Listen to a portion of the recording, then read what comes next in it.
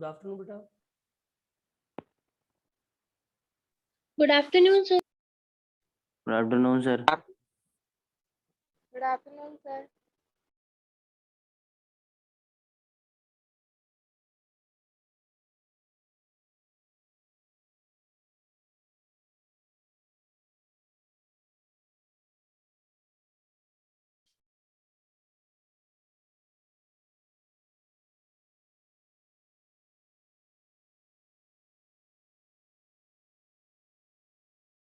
ठीक है बेटा, चलते हैं।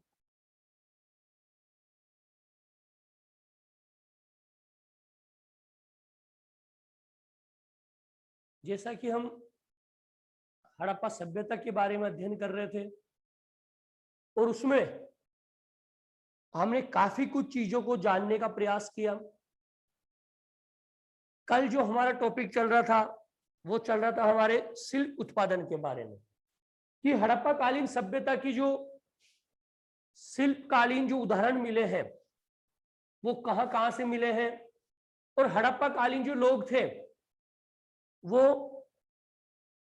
कौन कौन सी चीजें थी जिनका निर्माण करते थे, और कहां कहां पर कौन सी चीज बनती थी, और कौन सी चीज यहाँ पर आयात और निर्यात होती थी। यानी कि शिल्प उत्पादन के बारे में हम अध्ययन कर रहे थे, और उसमें शिल्प उत्पादन में हमने जानने का प्रयास किया कि कौन कौन सी ऐसी चीजें थी जो हड़प्पा कालीन सभ्यता में बनाई जा रही थी। जिसमें हमने एक उदाहरण देखा था चन्हुदड़ो, एक जगह है चन्हुदड़ो, उस जगह पर विशेष प्रकार के जो मनके होते हैं वो मिले हैं, यानी मनके मिल गए हैं, और कुछ जगह पर शंख मिले हैं, धातु कर्म, मोहरे, बांट, ये कई प्रकार की ऐसी चीजें मिली है चन्हुदड़ो में, जिससे पता लगता है कि हड़प्पा कालीन जो व्यक्ति थे वो शिल्पकारिता का भी ज्ञान रखते थे।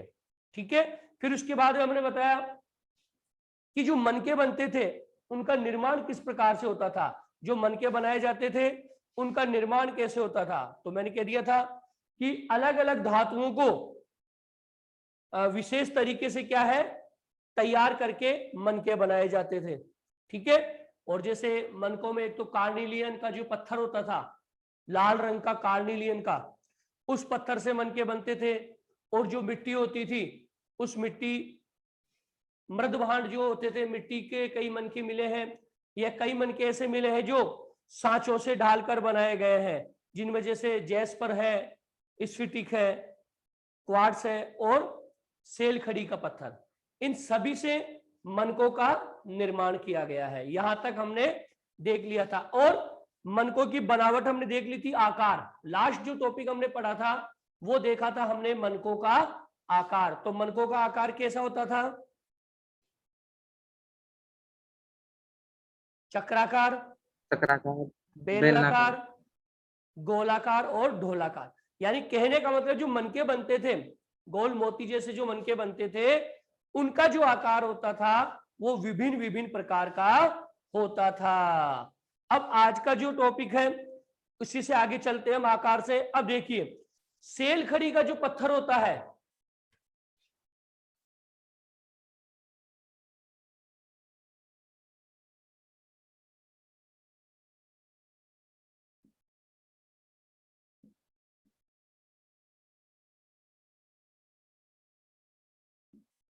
यानी कि सेल खड़ी का जो मुलायम पत्थर होता है उसमें मनकों का कार्य आसानी से हो जाता है।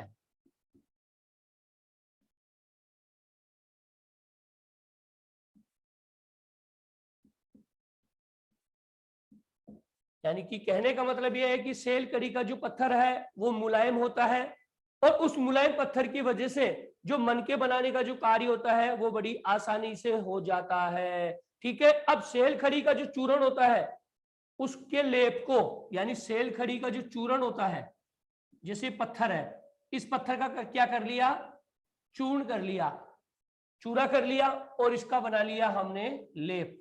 लेप बनाकर उसको एक सांचे में ढाल दिया जाता है, सांचे में डाल दिया जाता है। सांचे में डालने के बाद में जो सांचा, जैसे हमें गोल मन का बनाना है तो गोल सांचे में डाल दिया, चौकोर मन का बनाना है तो चौकोर सांचे में डाल दिया, बेलनाकार मनका बनाना है तो उसको बेलनाकार सांचे में डाल दिया। जैसे अपने कई चीजें सी बनती है ना, जैसे जिनको सांचे में डाल दो तो वैसा ही रूप निकल के बाहर आ जाता है। तो उस समय जो सेल खड़ी के पत्थर से जो मनके बनाए जाते थे वो क्या करते थे, सेल खड़ी का क्या कर लिया, चूर्ण बना लिया, चूर्ण से इसको बना दिया लेप, घोल दिया इसको, और घोलकर जो सांचा बना हुआ है मनके बनाने वाला, उस सांचे में इसको क्या कर दिया जाता था, डाल दिया जाता था, और इस प्रकार से मनके तैयार हो जाते थे। यानी कि सेल खड़ी के पत्थर से मनके किस प्रकार बनाए जाते थे ये मैंने आपको बताया है, कि जो सेल खड़ी का जो पत्थर है उससे मनके कैसे बनते थे। तो आप ये कहेंगे कि सेल खड़ी के पत्थर का पहले क्या कर लेते थे, चूर्ण बना लेते थे, फिर उसका लेप बना लिया,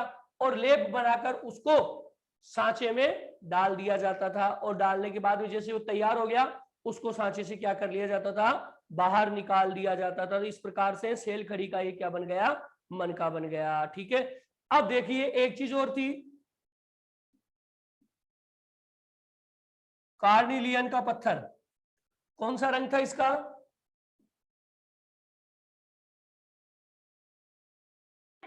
सुंदर कार्निलियन के लाल। पत्थर का जो रंग था वो कौन सा था, यानी कि एक लाल रंग का जो मनका है, मनका, लाल रंग का मनका जो कार्निलियन का था, कार्निलियन का, और ये जो कार्निलियन का जो लाल रंग का मनका है वो लाल रंग कैसे होता था, ये यहां जानने का प्रयास करेंगे कि कार्नियल जो लाल रंग का मनका होता था इसका, वो लाल रंग का क्यों हो जाता था। ठीक है, इसमें ये होता था कि पीला रंग, एक तो क्या हो गया, पीला रंग, प्लस जो कच्चे माल तथा उत्पादन की विभिन्न चरणों, यानी कि पीला रंग, कच्चा माल,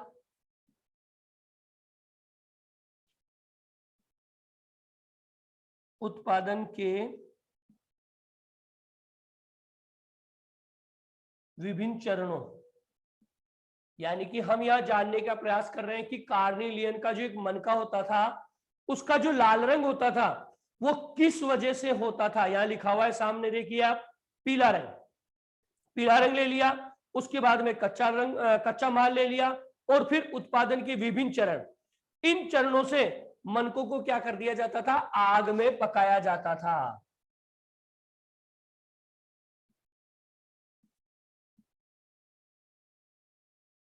जिसकी वजह से इसका रंग कैसा हो जाता था, लाल।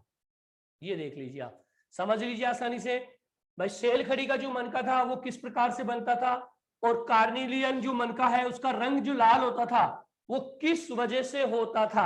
लाल रंग होने की वजह क्या थी, ये क्या करते थे, पीला रंग लेते थे, पीला रंग ले लिया, और जो भी मनका बनाने में कच्चा माल काम में आता था उस कच्चे माल को उसमें मिला दिया, और फिर उत्पादन, भाई किस तरह से इसको बनाना है उसके चरण प्रारंभ करते थे, और इन सारी चीजों को मिले हुए को, कच्चा माल हो गया, पीला रंग हो गया, इन सभी को क्या कर दिया था, आग में क्या किया जाता था, पकाया जाता था, और आग में पकाने के बाद में इसका रंग कैसा हो जाता था, लाल रंग हो जाता था। यहां तक लिख लिया,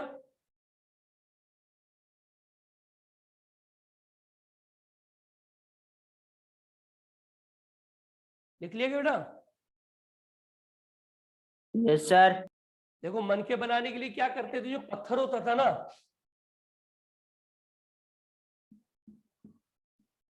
पत्थर को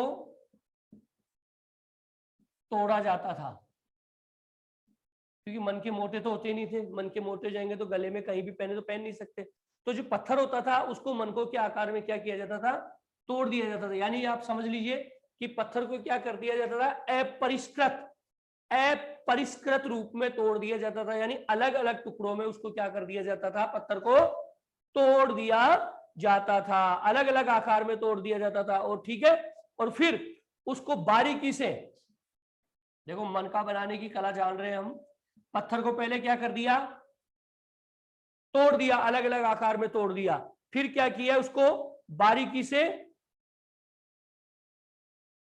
एक शब्द है शल्क, शल्क का मतलब होता है यहां पर टुकड़ा, बारीकी से इसको पहले तोड़ दिया, और बारीकी से फिर इसमें से छोटे छोटे टुकड़े निकाल लिए जाते थे, शल्क, शल्क के रूप में ये टुकड़े बाहर आ जाते थे। ठीक है, और उसके बाद में इसकी घिसाई, पॉलिश और छेद निकालने की क्रिया होती थी। घिसाई, पॉलिश व छेद, इन 3 प्रक्रियाओं से होकर गुजरना पड़ता था। एक मन का जब बनता था तो उसको इन तीनों प्रक्रियाओं से गुजरना होता था, तब ये प्रक्रिया पूरी होती थी, तब जाकर मन का बनता था। अब आप समझ लीजिए दोबारा से, जल्दी से आपके समझ में आ जाएगा। देखिए मन का कैसे बनता था। पत्थर लिया, एक बड़ा पत्थर होता था, उसको अलग अलग आकार में तोड़ दिया या टूट गया, वो अपरिष्कृत आकार में अलग अलग टुकड़ों में टूट गया। अब इसमें से छोटे छोटे टुकड़े होते हैं शल्क, उनको छांटा जाता था। उन टुकड़ों को छांट लिया, जैसे लगता था भाई ये टुकड़ा छांट लिया, क्योंकि पत्थर जब होता है ना तो उसमें पत्थर के कुछ अंश ऐसे होते हैं जिसमें मिट्टी भी रहती है, तो वो घिस नहीं सकता। बालू का रूप भी होता है तो वो घिस नहीं सकता, बन नहीं सकता। तो वो क्या करते थे, टूटे हुए पत्थर में से भी अलग अलग टुकड़े छांटते थे। अलग अलग टुकड़े छांटने के बाद में उन टुकड़ों को क्या की जाती थी, घिसाई, फिर उनको क्या कर दिया जाता था, पॉलिश, और फिर उसमें क्या कर दिया जाता था, छेद। देखते हैं मन के मोती होते हैं, मोती में छेद होता है और छेद होने के बाद में उसमें माला बना दी जाती है। तो इस प्रकार से यहां पर क्या बनाए जाते थे, मन के बनाए जाते थे। ये मन के बनाने की कला हम जान रहे हैं, ठीक है। तो मन के किस किस से, सेलखड़ी का पत्थर हो गया, नॉर्मली अपने पत्थर हो गया, कार्निलियन हो गया, उसके बाद में आपके जेस्पर हो गया, स्फटिक हो गया, क्वार्ट्स हो गया, इस सभी प्रकार की जो है वो मन के हमें प्राप्त हुए हैं। लेकिन विशेष रूप से जो मन के बनाने का जो प्रोसेस होता था, जो प्रक्रिया होती थी, आपसे क्वेश्चन कर लिया है कि मन के बनाने की प्रक्रिया को समझाइए। तो मन के कैसे बनाएंगे हम, सबसे पहले हम क्या करेंगे, जिस चीज का मन का बनाना है, जिस पत्थर का मन का बनाना है, तो उसको क्या है, बड़ा पत्थर है, बड़े पत्थर का मन का बन नहीं सकता, क्योंकि मन के छोटे छोटे होते हैं, मोती जैसे, दाने जैसे। तो उस पत्थर को क्या कर दीजिएगा, अलग अलग टुकड़ों में तोड़ दिया जाएगा। फिर अलग अलग टुकड़ों में से भी कुछ विशेष टुकड़े निकाले जाएंगे, सल्क, अलग टुकड़े जो घिसने पर खराब नहीं हो, पॉलिश करने पर खराब नहीं हो, और जब छेद करें तब वो टूटे नहीं। तो फिर उन टुकड़ों को छांट लिया जाता है, फिर उस टुकड़े की क्या की जाती है, घिसाई, उसको स्मूथ, चिकना बनाया जाता है। किसी भी चीज को आप घिसते रहिए, वो चीज क्या हो जाती है, चिकनी होती जाती है। तो उस पत्थर को क्या किया जाता है, घिसाई करके चिकना बनाया जाता है। फिर अब चिकना बना दिया, अब इसके ऊपर क्या करेंगे हम, पॉलिश, ताकि चमक आ जाए उसमें, चमक, ठीक है। और फिर उसके बाद में इसमें क्या कर दिया जाता है, छेद कर दिया जाता है, और इस प्रकार से आपका मन का बनकर तैयार हो जाता है, ठीक है। आगे चले बेटा। Yes Yes, sir. sir. Yes, sir. देखिए सबसे पहले जो अगर शिल्पकारी की अगर चीजें ज्यादा मिली है तो कौन सी जगह मिली है, चन्हूदड़ो, लोथल, धोलावीरा, ये 3 ऐसी जगह है जहां पर छेद करने के उपकरण मिले हैं। यहां पर खुदाई के दौरान छेद करने के उपकरण मिले हैं, जिससे पता लग जाता है कि जो मनकों का निर्माण होता था वो अधिकतर इन जगहों पे होता था, और मन के बनने के बाद में इन मनकों में क्या किया जाता था, छेद किया जाता था। यानी कि छेद करने के उपकरण कहां कहां मिले हैं, चन्हूदड़ो, लोथल और धोलावीरा, ये याद रखेंगे आप, ठीक है।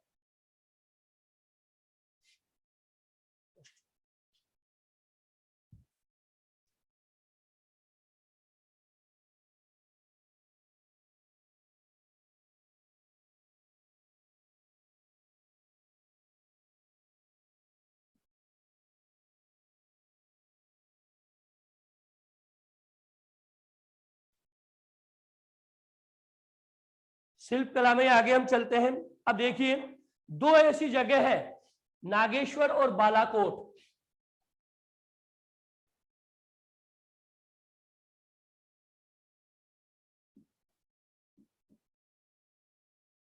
आप अपनी किताब में देख लीजिए, उसमें नक्शे में बता रखा है 2 जगह, नागेश्वर और बालाकोट। यहां पर भी जो आपके शिल्प उत्पादन है उसके प्रमाण मिले हैं, और शिल्प के प्रमाण क्या मिले, यहां पर कौन कौन सी चीजें मिली हुई है, शंख से बनी वस्तुएं, शंख से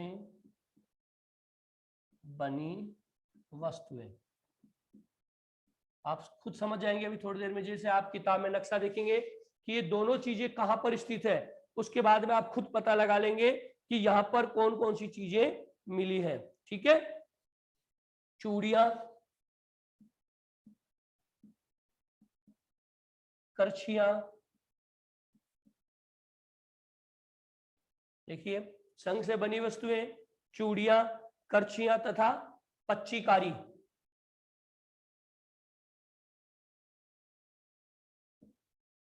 चार चीजों के यहां पर प्रमाण मिले हैं, या इन चीजों से मिली हुई वस्तुएं मिली है।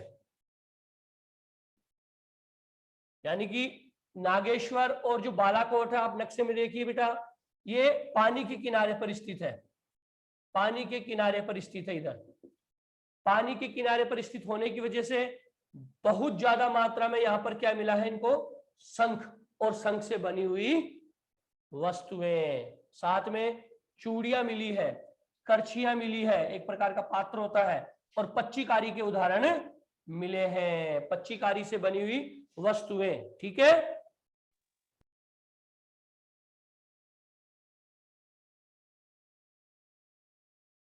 आगे चले बेटा। Yes, Yes, sir. sir. क्योंकि Yes, कोई sir. हाँ बेटा,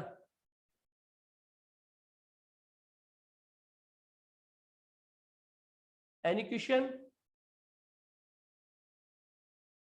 No, sir. देखिए तीन चार चीजें हमने देखी है सिल्क उत्पादन में, चन्हू मैन, और उसके चन्हू मिलने वाले मनके, और कौन कौन सी चीजें। उसके बाद में कुछ और चीजें मिली है, जो मिली है नागेश्वर और बालाकोट। ये पानी के किनारे पर बसे हुए उस समय के दो शहर या नगर कह सकते हैं, जहां पर शंख से बनी हुई वस्तुएं, चूड़ियां, करछियां और पच्चीकारी मिले हैं। ठीक है, आगे टॉपिक कौन सा है?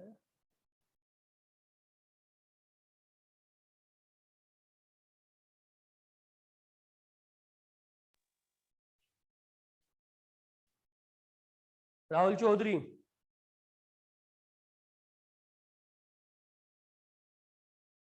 राहुल चौधरी,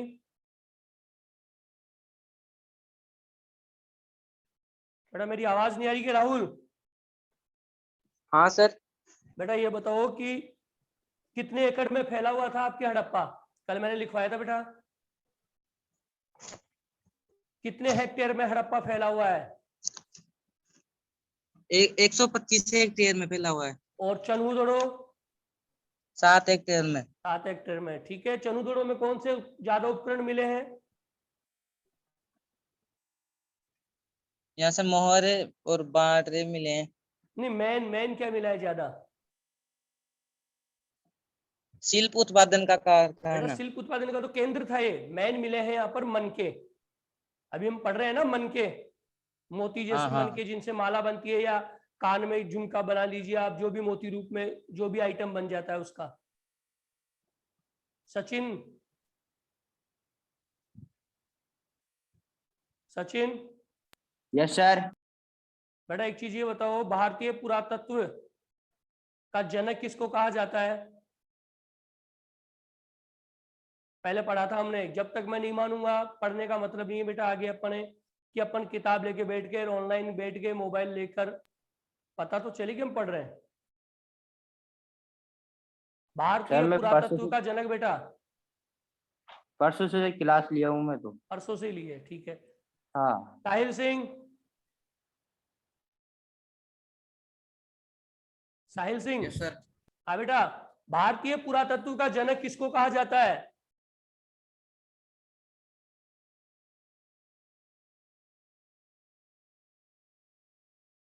बेटा भारतीय पुरातत्व का जनक, बहुत अच्छी चीज मैंने बताई थी जब हड़प्पा की खोज चल रही थी।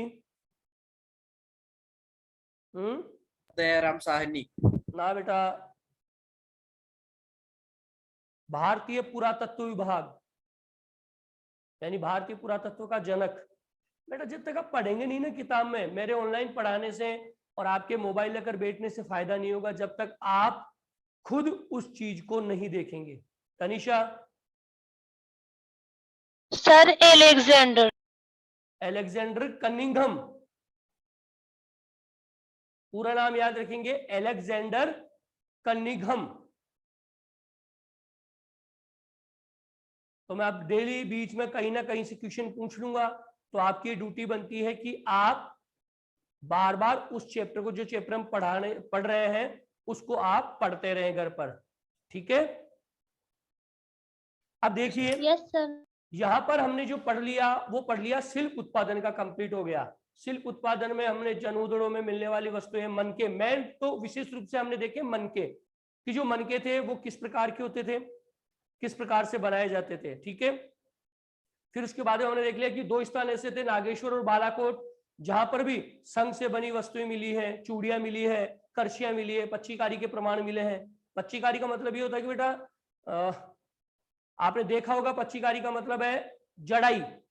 जैसे जो नगीने होते हैं छोटे छोटे, उन नगीनों को किसी चीज के ऊपर जड़ देना, ये होती है पच्चीकारी। याद रखेंगे आप, पच्चीकारी का मतलब यही है कि जो नगीने होते हैं छोटे छोटे, उनको किसी चीज के ऊपर जड़ देना। जैसे आप सोने का कंगन बनाते हैं, उस सोने की कंगन के ऊपर छोटे छोटे दाने लगे हुए रहते हैं, वो नगीने होते हैं। उन नगीनों को इस पच्चीकारी के द्वारा उस कंगन के ऊपर जड़ दिया जाता है। तो ये चीज कहलाती है पच्चीकारी। मुझे उम्मीद थी कि आप पूछेंगे कि सर पच्चीकारी का मतलब क्या है, लेकिन आपने नहीं पूछा। ठीक है, तो बेटा जो भी कंफ्यूजन होता है आप कंसल्ट किया कीजिए, पूछिए। आप जब तक नहीं पूछेंगे ना तो शंका रहेगी मन में, और आप भी नहीं जानते थे एक्चुअल में पच्चीकारी का मतलब क्या होता है। कोई जानता था क्या आप में से? No sir. तो फिर बेटा पूछते क्यों नहीं हो? यानी पच्चीकारी का मतलब ये है कि जड़ना, कि जैसे छोटे छोटे नगीने हो गए, हीरे हो गए, उनको छोटे छोटे नगीनों को किसी चीज के ऊपर जड़ देना। जैसे जड़ने के लिए, जैसे अपन कंगन पहन रहे, कंगन के ऊपर जड़ दिया, या और भी कोई आभूषण पहन रहे, उसके ऊपर नगीनों को जड़ दिया, तो वो चीज क्या कहलाती है? पच्चीकारी। ठीक है, अगला जो टॉपिक है अपना, कौन सा टॉपिक है?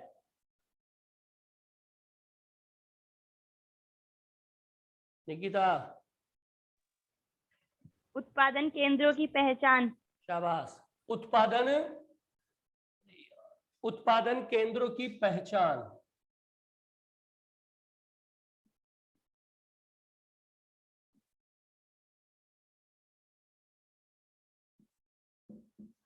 उत्पादन केंद्रों की पहचान यानी कि किस जगह पर कौन सी चीज का उत्पादन हो रहा था, कैसे हो रहा था, ये पहचान कैसे करेंगे कि वास्तव में इस जगह पर इस चीज का उत्पादन हुआ है।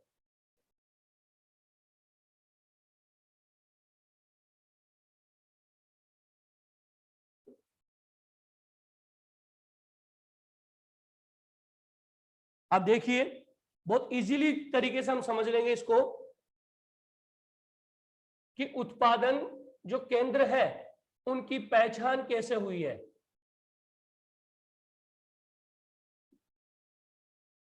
उत्पादन केंद्रों की पहचान के लिए सबसे पहला जो चीज है वो है आपके कच्चा माल। कच्चा माल, ठीक है। उसके बाद में आपके आ गया औजार,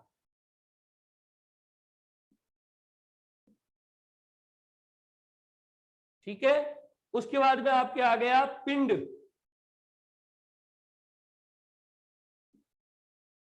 और उसके बाद में आपके आ गया है त्यागी गई वस्तुएं।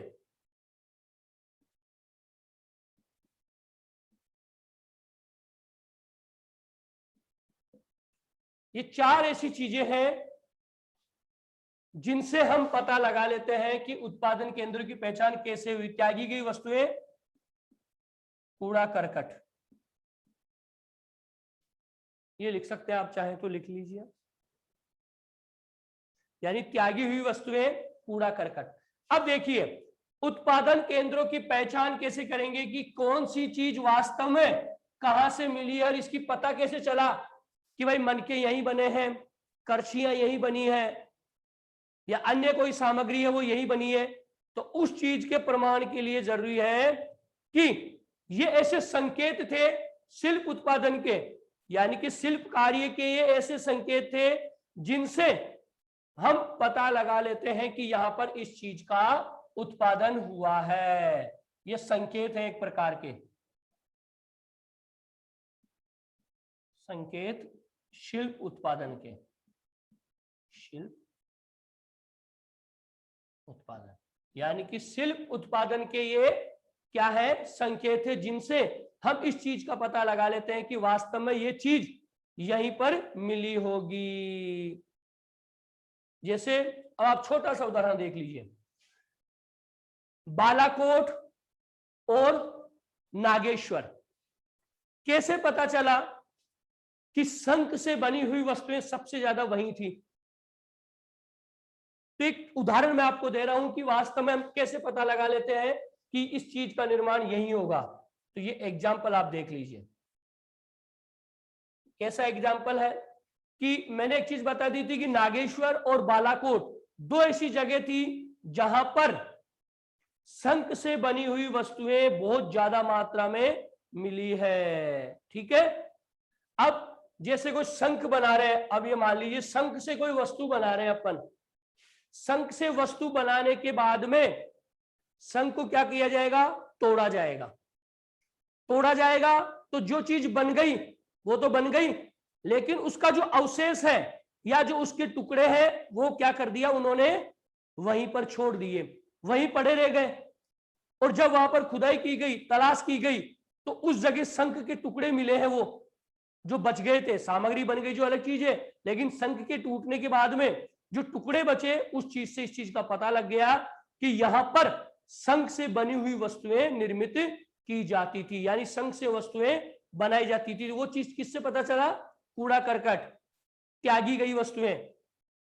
जैसे आप छोटा सा उदाहरण और देख लीजिए, आप कच्चा माल हो गया, औजार, पेंट, ये सारी चीजें एक साथ मैं आपको समझा देता हूं, एक बार में आपके समझ में आ जाएगा। कोई दुकान है, दर्जी की दुकान है जो कपड़े सिलने का काम करता है। एक दर्जी की दुकान में आप जाइए, वो दर्जी की दुकान बंद है, काफी सालों से बंद है, लेकिन उसका जो आइटम है, कपड़े वपड़े सब उसने उठा लिए, कपड़े उठा लिए, लेकिन कुछ चीजें ऐसी वहां पर रखी हुई है जिससे हमें पता लग जाएगा। अब आप उस दुकान को खोलिए, उसमें जाइए, कपड़े सिलने की मशीन पड़ी हुई है, कैंची पड़ी हुई है, इंची टेप रखी हुई है, प्रेस रखी हुई है, और कपड़ों के काटे हुए कतरन रखे हुए हैं। तो आप तुरंत पहचान जाएंगे ना कि यार कुछ समय पहले यहां पर कपड़े काटने का या कपड़े बनाने का कार्य होता था, या कपड़े सिलने का कार्य होता था। आराम से पहचान जाएंगे आप इस चीज को। पहचानेंगे कि नहीं पहचानेंगे? Yes sir. क्यों? देखो उसमें औजार भी आ गया। सर। भाई कैंची रखी हुई है या अन्य कोई सामग्री रखी हुई औजार की जैसी, तो जिससे हम पता लगा लेंगे कि कपड़ा सिलाई यहां पर होता था। त्यागी हुई वस्तुएं, कपड़ा काम में ले रहे, 1.25 मीटर का कपड़ा हमने ले लिया, 1 मीटर ही काम आएगा। अब लगभग 0.25 वाला जो कपड़ा है वो तो बेकार हो गया, तो वो टुकड़ा काट कर हम क्या कर दिए, फेंक दिए। लेकिन जब हमने देखा तो इस चीज का पता लग गया कि यार यहाँ पर टेलरिंग या कपड़े सिलने का काम होता था। जो चीज काम आ गई वो तो चली गई, बन गई, लेकिन जो चीज बच गई, जो त्याग दी वस्तुएं, कूड़ा करकट हो गया, वो यहाँ पर पड़ी हुई है, जिससे हमें पता लग जाता है कि यहाँ पर इस चीज को बनाने का कार्य होता है। इलेक्ट्रीशियन के पास आप जाइए, इलेक्ट्रीशियन के पास जाइए, बिजली का जो काम करता है, कैसे पता लगा लेंगे? उसके पास प्लास होगा, पेचकस होगा, जो भी बिजली के जो यंत्र हथियार औजार होते होंगे, उस चीज से आप पता लगा लेंगे कि हाँ यार ये बिजली का कार्य होता है यहाँ पर, और ये बिजली का कार्य करते हैं। आप खुद ही पता लगा लेंगे। तो इन चीजों को आप खुद ध्यान रख सकते हैं कि वास्तव में किस जगह किस अवशेष को देखकर हम पता लगा ले कि यहां पर इस चीज का कार्य होता था। तो हम यह जानने का प्रयास कर रहे हैं कि उत्पादन केंद्रों की पहचान का तरीका एक तो हो गया कच्चा माल, कि जैसे कोई सेल खड़ी का पत्थर चला गया। अब सेल खड़ी का पत्थर ऐसा तो नहीं कि पूरा का पूरा काम में आएगा, जो चीज आकृति है, ये चीज बनानी है वो बना दी, और उसके बाद में उस पत्थर का जो अवशेष बच गया वो क्या है, वहीं पड़ा रह गया, कूड़ा करकट हो गया। तो उससे हम पहचान सकते हैं कि सेल खड़ी का पत्थर है और इस जगह पर इस चीज सेल खड़ी के पत्थर से कोई ना कोई चीज बनी है। औजार, मैंने हथियार आपको बता दिया। आप कपड़े सिलने वाली दुकान पे जाइए, कैंची मिलेगी तो आप पहचान जाएंगे यार कपड़ा इससे काटते थे, ये कपड़ा सिलने वाली दुकान है।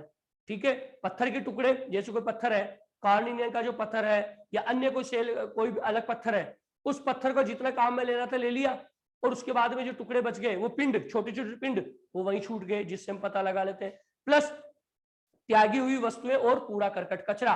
कचरे का उदाहरण मैंने बता दिया कि कपड़े की कतरन होती है, कपड़े की कतरन को इकट्ठा करके आप डाल दो आसपास में, तो आपको इस चीज का पता लग जाएगा कि इस आसपास में एक ऐसी जगह है या ऐसी दुकान है जहां पर कपड़े सिलने का कार्य होता है। नाई की दुकान पे आ जाइए, नाई की दुकान पे जो बाल, हम बार बार जो हमारे बाल काटता है वो साइड में डाल देता है बालों को, तो उससे उसको देखकर हम पता लगा लेते हैं वो कूड़ा करकट हो गया, जो डाल दिया वो कचरा हो गया। उस कचरे को देखकर हम अंदाजा लगा लेते हैं कि यार यहाँ आसपास में कहीं ना कहीं बार्बर की दुकान है, नाई की दुकान है, जिसके ये सबूत है, देखो बाल पड़े हुए हैं। तो ये एक प्रकार का मैंने उदाहरण दिया है कि उत्पादन केंद्रों की हम पहचान किस आधार पर कर सकते हैं। तो 4 आधार मैंने बता दिया आपको बेटा, कच्चा माल, औजार, पिंड, त्यागी गई वस्तुएं और कूड़ा करकट। That's clear? Yes sir. ठीक है, आगे चलें।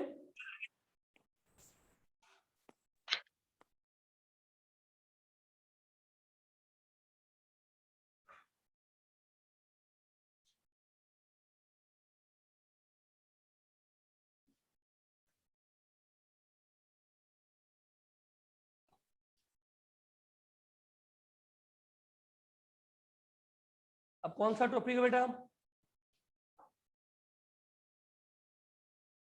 माल प्राप्त करने संबंधी नीतियां।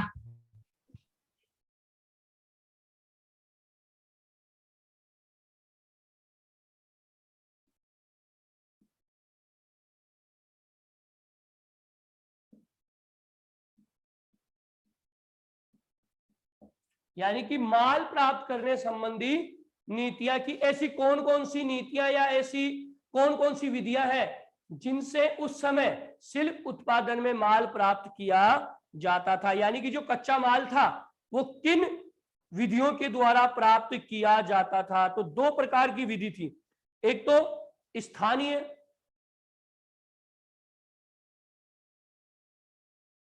और एक बाहरी क्षेत्र। यानी कि कुछ चीजें ऐसी होती थी, जैसे आप कोई चीज बना रहे हैं, मनके बना रहे हैं हम, अब मनके बनाने के लिए कुछ चीजें तो ऐसी होगी जो अपने घर में ही होगी। आप कोई भी चीज बनाते हैं तो कुछ चीजें ऐसी होती है कि जो हमारे घर में मिल जाती है, और कुछ ऐसी होती है कि जिन्हें हमें बनाने के लिए बाहर से मंगाना पड़ता है। तो कुछ चीजें तो ऐसी होगी स्थानीय, किसी भी चीज को माल प्राप्त करने के लिए या कोई भी चीज माल बनाने के लिए स्थानीय, यानी जो हमारे घर में ही हो, और एक बाहरी क्षेत्र से जो हमें कहीं बाहर से मंगानी पड़ती है। अब एक आपको एक उदाहरण देता हूं मैं, छोटा सा उदाहरण, फिर उसके बाद में शायद क्लास क्लोज हो जाएगी, 1 मिनट का टाइम हो रहा है। माल प्राप्त करने की संबंधी नीतियां अपन पढ़ रहे हैं। 2 प्रकार से माल प्राप्त होता था, एक तो स्थानीय लोकल और एक बाहरी क्षेत्र। उदाहरण मैं आपको यहां दे रहा हूं, केक। आपके घर में किसी का जन्मदिन है, आप बर्थडे सेलिब्रेट कर रहे हैं, ठीक है।